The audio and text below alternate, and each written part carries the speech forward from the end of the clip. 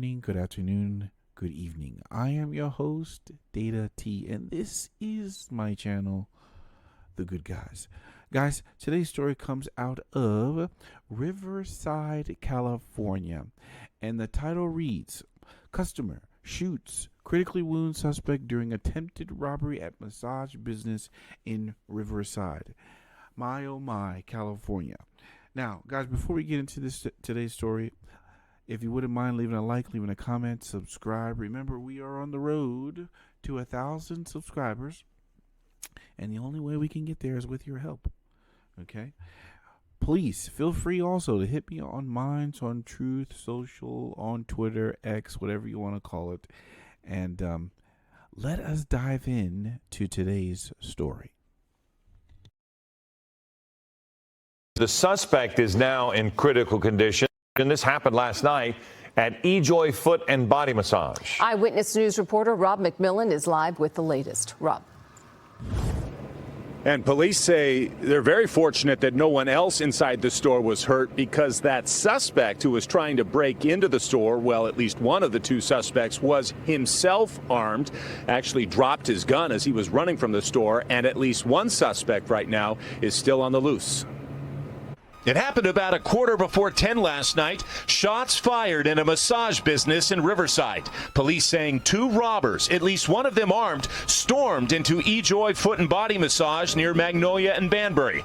However, one of the customers inside the store was also armed and opened fire at the robbers, who then took off. A short time later, our officers located a suspect a few hundred yards away in front of a business parking lot, suffering from a gunshot wound. Guys, before we get into the rest of the story, check this out. These two jokers decide they want to go and hit up a massage parlor. Now, I am thinking, if this is what I think it is, they probably identified, you know what, that's giving them too much credit. Most of these massage parlors deal in cash, right? And in most cases, I would think, okay? But these guys decide to go into a place, and the massage parlor, they find that there is someone there with a gun, okay? And I am not even, what I am also seeing a lot of is places of business, especially where there's a high volume of customers going in and out, that somebody has a gun. Whether it be the cashier, whether it be the masseuse themselves, whether it be the parts counter, the manager, somebody has a gun. And you know what? This used to deter criminals. But you see, when you live in a place where it is getting harder to have guns, when you have a governor who's just put another 11% tax on firearm gun sales, when you have this anti-Second Amendment culture in a state for their own citizens, you get more crime. This is definitely a component of crime, where criminals believe that, guess what? There are more sheep than there are wolves, and there are more sheep than there are sheepdogs, and the sheepdogs usually protect the sheep from the wolves, right? And so what we saw here is a fantastic case of somebody stepping in, the Good Samaritan, i.e. the good guy, using their firearm, and the self-defense of others. Thank God he was there. Let's move on. He was taken to a local hospital where he's in critical condition currently. The other suspect was seen fleeing on foot. So right now we don't know if he got into a car and left, but he was able to get away at this point. No one else inside the business was hurt. Police say the customer who opened fire was detained and is cooperating. Just like when you're inside your own home or a business, if harm's way comes to you, you do have the right to defend yourself. If you or others are at risk of serious bodily harm or even death. We tell people, don't do it if you don't think you can do it. It's best to just be a witness, to cooperate and give them what they need so you don't get hurt. It's a judgment call. Now, folks, I don't like what he's saying here.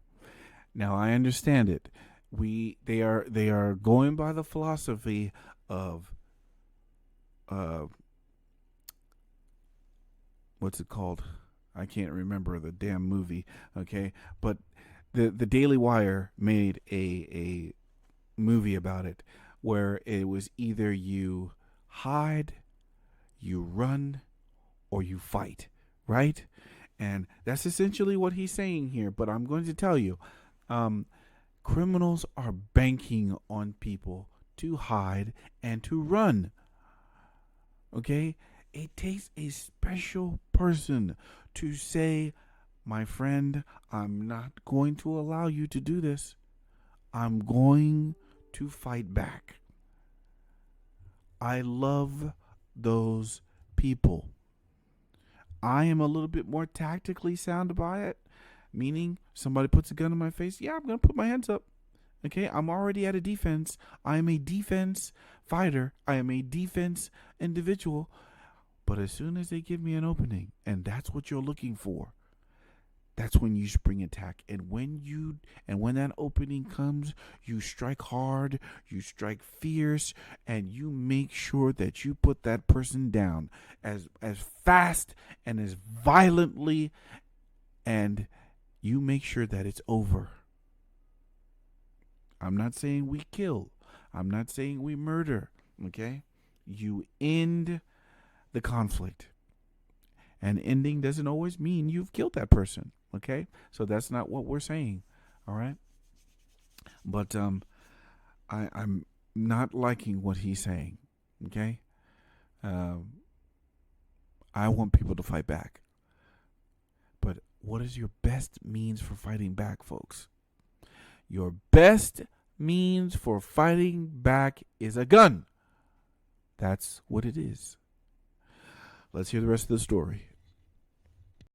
That's all based on your own level of confidence on how you can handle the situation.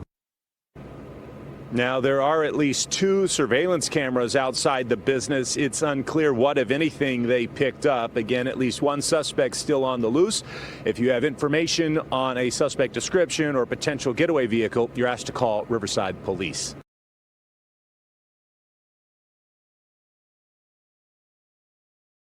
Well, you guys heard that, and police. I think he was being genuine, in my opinion. But sometimes they get weary of telling people to defend themselves because it's not always clean, folks. It's not always cleaning. Meaning, maybe you defending yourself, you may come out with a gunshot. You may even not come out there with your life. I have seen many cases where the self-defender shoots the suspect, kills him, and then later dies of their own wounds that's been inflicted by the suspect. Okay? So, in both cases, they both lose their life.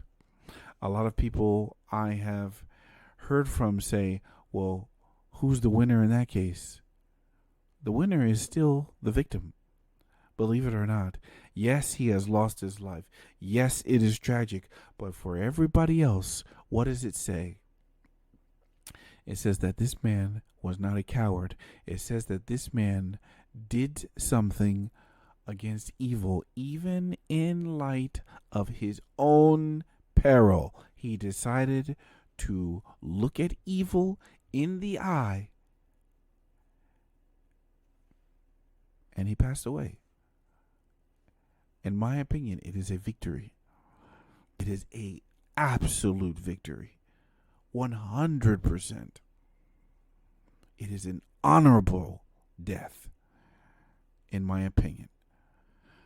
But we live, sadly to say, in a country where honor, respect, duty is not at the forefront from a lot of people's mind, and it is not as respected as we would like it to be.